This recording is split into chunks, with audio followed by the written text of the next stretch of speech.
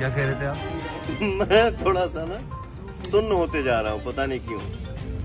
ऐसा लग तो नहीं रहा है, बहुत नहीं, खुश। वो तो एनर्जी तो इतना भैया, मार दो एक फाइट साला ये दाढ़ टूट जाए। लेकिन भावनाओं को समझिए। समझ रहे, कोशिश कर रहे समझ।